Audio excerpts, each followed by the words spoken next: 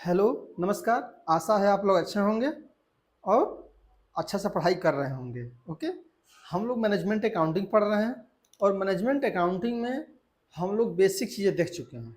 आज से हम लोग को चैप्टर पढ़ना है। एक लास्ट क्लास में हम लोग बजट पढ़े थे। आज हम लोग को पढ़ना है रेशियो एनालिसिस, जो कि बहुत ही इंपॉर्टेंट चैप्टर है। ये बीकॉम में थर्ड सेमेस्टर में तो पूरा सिलेबस का सिलेबस ही है रेशियो एनालिसिस का, लेकिन एम कॉम में भी है, एमबीए में भी है। तो ratio analysis is the in crucial part of our syllabus, our education point of view. तो ये सब चीज़ों के कारण ये बहुत इंपॉर्टेंट चैप्टर है।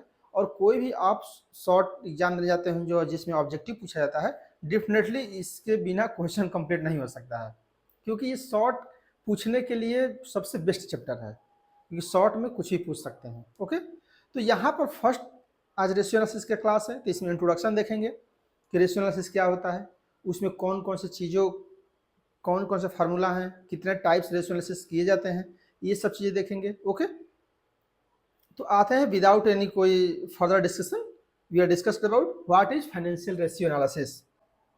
देखिए, financial ratio analysis show the mathematical relationship between two figures which have meaningful relation with each other.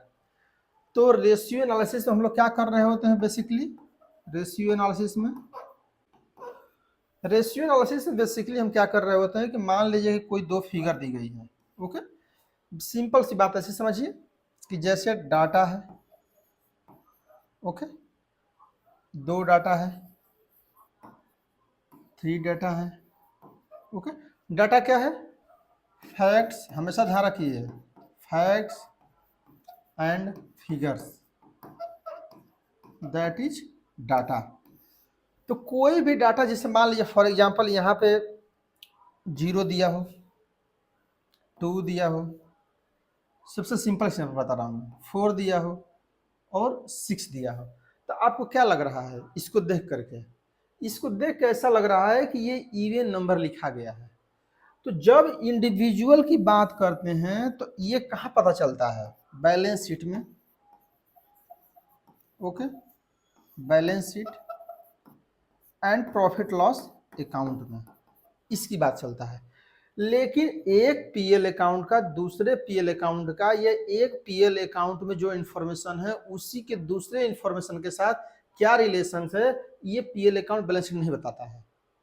Okay, अब क्या है कि इस डाटा के साथ आप जब कनेक्ट करेंगे, या इस डाटा के साथ जब कनेक्ट करेंगे, या इस डाटा के साथ कनेक्ट करेंगे, तब जाकर के इंफॉर्मेशन जनरेट होगा।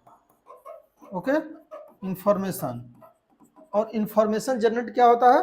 डाटा को मिला करके इंफॉर्मेशन होता है। डिफरेंट टाइप्स के डाटा जब मिल जाते हैं और उसको अपनी माइंड से बहुत ज़्यादा एनालिसिस करते हैं, और इस एनालिसिस के आधार पर जो आपके पास ज्ञान आता है वही इंफॉर्मेशन होता है। इंफॉर्मेशन जब ज़्यादा आ जाती है तो क्या होता है? नॉलेज। ओके, नॉलेज, और नॉलेज जब ज़्यादा नॉलेज आ जाता है तो क्या होता है? विजडम। Okay, wisdom. तो ये पूरी प्रोसेस होती है। तो हम लोग क्या करते हैं कि जो बैलेंस शीट में, जो पीएल अकाउंट में डिफरेंट टाइप्स के फिगर्स दिए गए हैं, उन फिगर्स के आधार पर हम लोग इंफॉर्मेशन जनरेट करते हैं, ताकि जो भी हमारे स्टेक होल्डर्स हैं, उन स्टेक होल्डर्स के द्वारा हमारी कंपनी के संबंध में जान पाएँ। जो हमारे इंटरेस्ट देने वाले हैं, जो हमारे बैंक्स हैं, जो हमारे शेयर होल्डर्स हैं, जो हमारे एम्प्लॉयज़ हैं, जो हमारी गवर्नमेंट है, डिफरेंट टाइप्स के जो भी स्टेक होल्डर्स हैं, हमारी सिचुएशंस को जानने के लिए ये सब चीज़ें बनाई जाती है। और ये मैं फर्स्ट क्लास में बताया भी था। फॉर एग्जांपल, अब यहाँ पर आता है पॉइंट पे।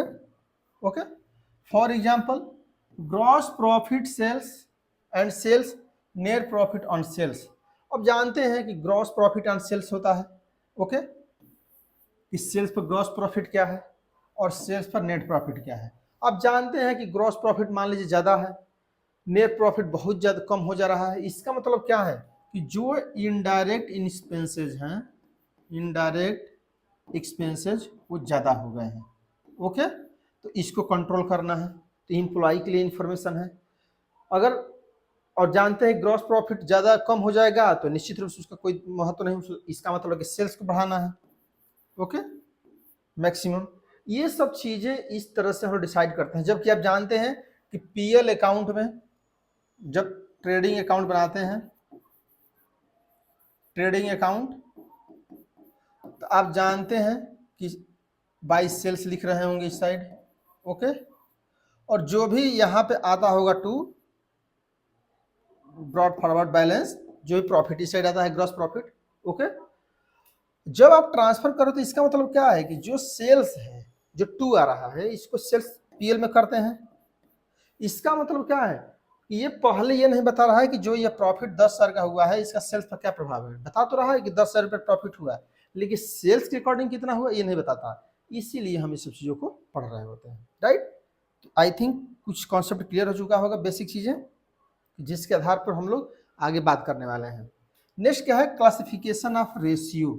रेशियो क्लासिफिकेशन के लिए the nature of accounting statement, okay, accounting statement के अनुसार और फाइनेंशियल मैनेजमेंट ऑब्जेक्टिव के अनुसार। तो दो तरीके से क्लासिफिकेशन रेशियो किया जाता है।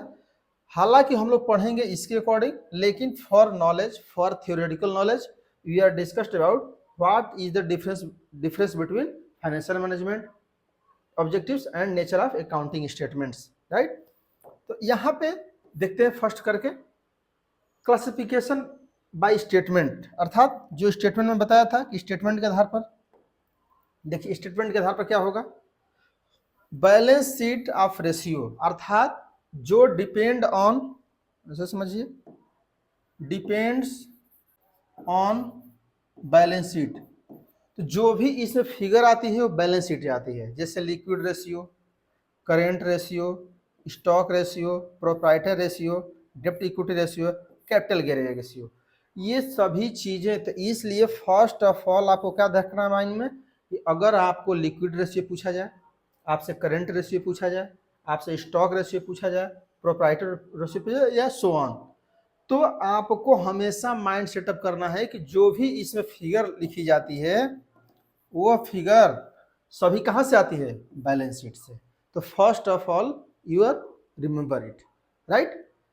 Second, PL account, profit and loss account से क्या क्या चीजें आती हैं, जैसे ग्रॉस प्रॉफिट रेशियो, ओके, कि हमारा ग्रॉस प्रॉफिट रेशियो क्या है, हमारा नेट प्रॉफिट रेशियो क्या है, हमारा ऑपरेशन प्रॉफिट रेशियो क्या है, जो हमारा ऑपरेशन एक्सपेंडिचर है या प्रॉफिट है वो कितना हो रहा है। ये सब चीजें कहाँ से आती हैं, प्रॉफिट लॉस अकाउंट से। इट मीन्स यदि आपके पास बैलेंस शीट भी दिया हो, प्रॉफिट एंड लॉस अकाउंट्स भी दिया हो, तो आपको पहले ही डिफरेंस कर लेना है कि कौन किसमें काम आता है।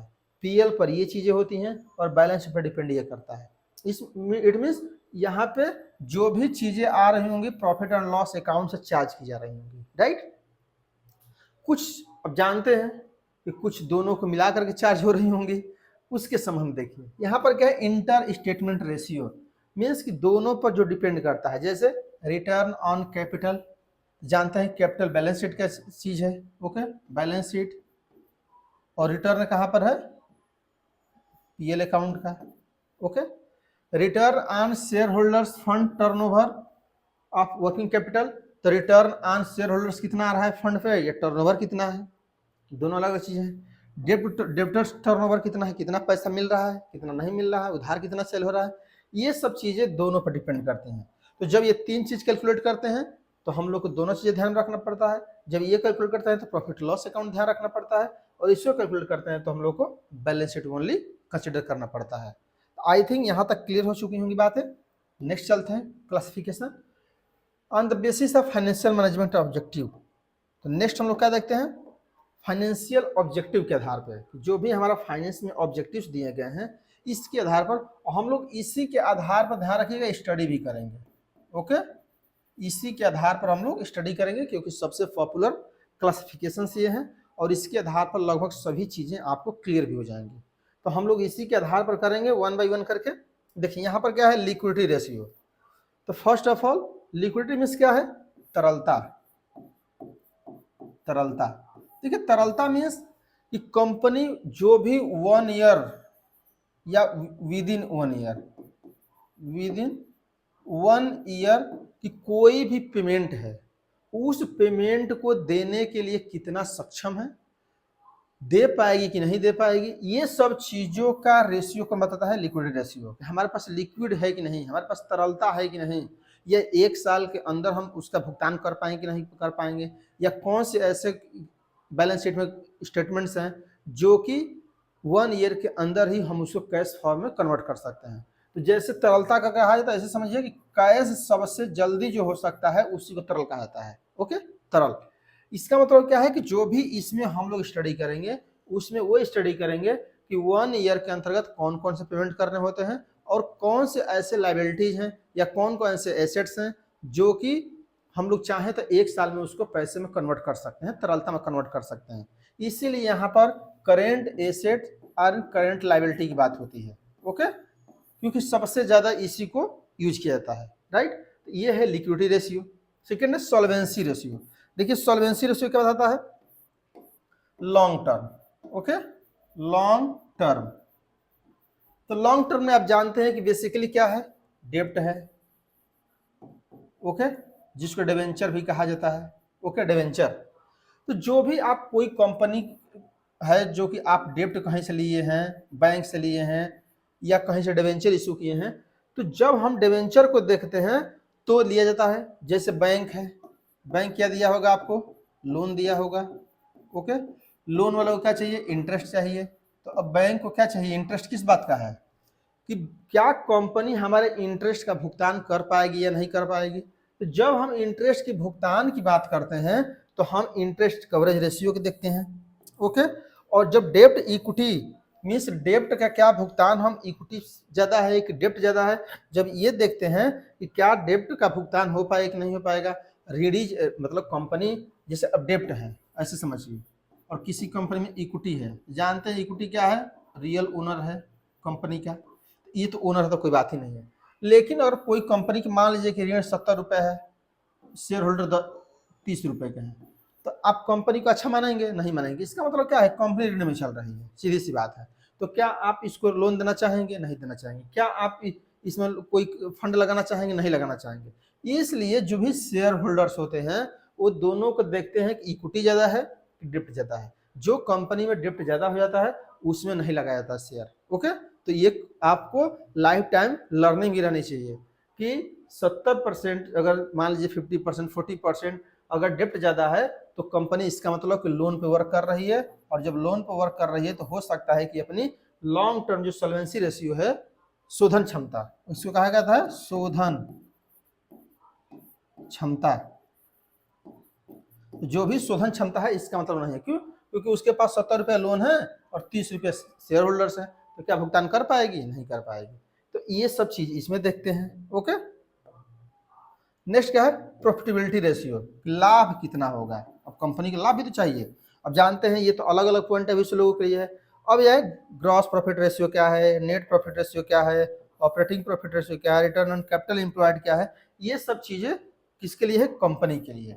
कंपनी पहले पता करे कि कौन कौन से प्रॉफिट्स हैं और कौन कौन से नेट प्रॉफिट क्या है, हमारा रिटर्न ऑन कैपिटल है, कितना कैपिटल हम लगाए हैं तो उस पर कितना कैपिटल लगाए हैं तो उस पर कितना रिटर्न मिल रहा है, ये सब चेक करेंगे। ओके, क्योंकि ऐसा तो नहीं है कैपिटल ज़्यादा लगा देंगे और उसके अनुसार आपको प्रॉफिट नहीं मिल रहा है। ये सब चीज़ें प्रॉफिटेबिलिटी रेशियो में देखते हैं। नेक्स्ट नेक्स्ट क्या है, टर्नओवर रेशियो।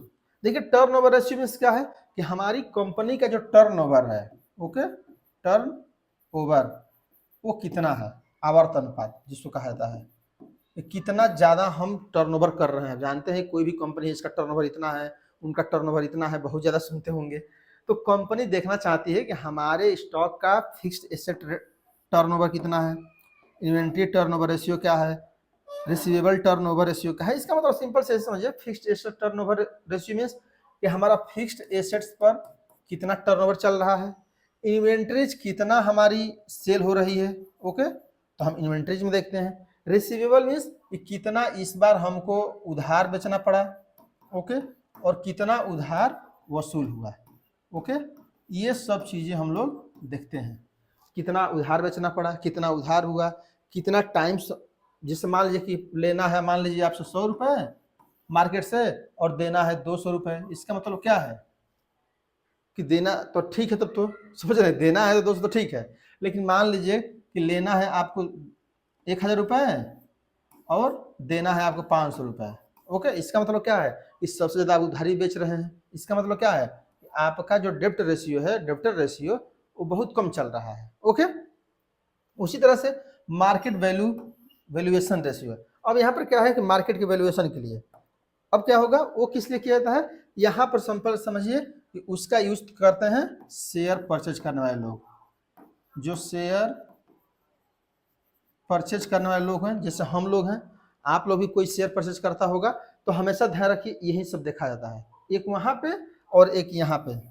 ध्यान रखिए 3 चीजें, एक प्रॉफिट। तो यहाँ पर क्या है, डेब्ट इक्विटी रेशियो। तो इससे क्या पता चलता है कि कंपनी ऋण में चल रही है कि ऋण में ज़्यादा नहीं चल रही है। यहाँ पर प्राइस अर्निंग रेशियो कि मीन्स कि कितना प्रॉफिट है, अर्निंग रेशियो है या प्राइस अर्निंग, 10 रुपये दे के हम कितना अर्न कर रहे हैं। ओके, तो इस अर्निंग रेशियो से पता चलता है। अर्निंग पर शेयर मीन्स कि जब आप शेयर मार्केट से कोई एप्स डाउनलोड किए होंगे तो कोई कंपनी के चाहते होंगे कि अर्निंग प्राइस शेयर देखें, तो उसका 1 ईयर में आपको बताया जाता है कि इसकी पर शेयर इनकम कितनी है। ओके, तो पर शेयर इनकम जब देखेंगे आप इसको तो ध्यान देंगे, तो इससे ये पता चलता है कि एक साल में एक कंपनी कितना अर्न करती है। ओके, जैसे मान लीजिए किसी कंपनी के पास 100 शेयर है, ओके, और उसने 100 रुपया अर्न किया, तो इसका मतलब क्या है कि 1 रुपया पर शेयर अर्न किया। ओके, ये रेशियो बताता है। तो आपको ये पता होना चाहिए। क्यों नहीं पता, क्योंकि अगर नहीं पता रहेगा तो क्या कंपनी में इन्वेस्ट कर पाएंगे। मान लीजिए किसी का 1 रुपये चल रहा हो पर अर्निंग शेयर, किसी के 2 रुपये चल रहा हो, तो आपको नहीं चल रहा होगा कि 2 रुपये पर शेयर अर्न कर रही है, इसलिए इसमें तो इन्वेस्ट डेफिनेटली करना चाहिए। तो ये सब चीज़ें हम उससे देखते हैं। फिर रिटर्न ऑन नेटवर्थ। तो रिटर्न ऑन नेटवर्थ मीन्स, ये नेटवर्थ मीन्स कि आपकी मान लीजिए कंपनी की नेटवर्थ कितनी है, 500 करोड़ की। ओके, 500 करोड़, इसका मतलब क्या है, उस कंपनी में 500 करोड़ रुपया लगा हुआ है। ओके, वो चाहे शेयर होल्डर से, चाहे डिवेंचर से, चाहे स्टॉक लिया गया है, चाहे बैंक से कुछ भी लिया गया है, कुछ भी हो सकता है। ओके, तो ये सब चीजें मान लीजिए कि यहाँ से की गई हैं।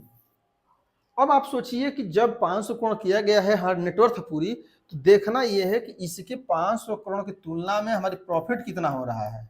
ओके, ये भी देखना हमारा काम है। ओके, जितनी नेटवर्थ हमारी लगी हुई है, जितनी हमारी कैपिटल लगी हुई है, जितनी हमारी संपत्ति लगी हुई है, उस संपत्ति का प्रॉफिट कितना हो रहा है। और जितना ज़्यादा हो, जैसे मान लीजिए कि 500 करोड़ है तो 100 करोड़ प्रॉफिट हो गया इस साल। इसका मतलब क्या है कि 20% आपको रिटर्न ऑन नेटवर्थ है। कैसे निकालेंगे, मान लीजिए भाई नेटवर्थ कितना है, मान लीजिए कि 500 करोड़, प्रॉफिट कितना हो रहा है 100 करोड़, तो कितना क्या करेंगे 5 परसेंटेज में कैलकुलेट करोगे तो 100, तो 20%। ओके, तो जब 20% आ जाएगा तो ऐसे समझिए कि इसका मतलब क्या है कि 20% उसकी नेटवर्थ, रिटर्न ऑन नेटवर्थ है। इसका मतलब कि यदि हम भी 100 रुपया लगाएंगे तो इससे क्या लर्निंग करनी है, ये ज़्यादा इंपॉर्टेंट है। यदि हम भी 100 रुपया लगाएंगे कंपनी में तो हमको भी 1 साल बाद 120 रुपया मिल जाएगा। सिंपल सी बात है। तो ये सब चीज़ें हम लोग ये सब में देख रहे होते हैं। जब हम लोग आगे ये सब चीज़ जानते हैं कि ये तो अभी इंट्रोडक्शन क्लास है इसकी, तो हम लोग ये सब देख रहे हैं, अभी बाउंड्री बना रहे हैं, लिमिटेशंस, कि क्या क्या चीज़ें हम लोग को पढ़ना है। तो इतने फार्मूला को हम लोग पढ़ेंगे, इतने को डिटेल 1 बाय 1 करके, एक क्लास में ये, एक क्लास में ये, एक क्लास में ये, एक क्लास में ये, एक क्लास में ये। हो सकता है कि जिसमें ज़्यादा आवश्यकता हो तो ज़्यादा भी कर दिया जाएगा, 2 क्लास ले ली जाएगी, लेकिन कोशिश रहेगा कि सभी को डिटेल्स विथ न्यूमेरिकल पढ़ाया जाए। ओके, ताकि अप्रोप्रिएटली सभी को समझ में आ जाए, क्योंकि ये बहुत इंपॉर्टेंट चैप्टर है। ओके, तो यहाँ तक आई थिंक वीडियो बहुत अच्छा लगा होगा, और यदि वीडियो पसंद आया हो तो लाइक करिए, क्योंकि नेक्स्ट में हम लोग मिलेंगे जो रेशियो है, ओके, लिक्विड रेशियो। तो लिक्विड रेशियो क्या होता है उसको हम लोग पढ़ेंगे, ओके, तरलता अनुपात को। तो नेक्स्ट वीडियो लिक्विड रेशियो बनाया जाएगा। तब तक के लिए वीडियो देखते रहिए, पसंद आया हो तो शेयर करिए, कम से कम कमेंट तो डेफिनेटली कर दीजिए, शेयर चाहे करिए चाहे मत करिए। ओके, वीडियो समाप्त करते हैं। Thank you for watching.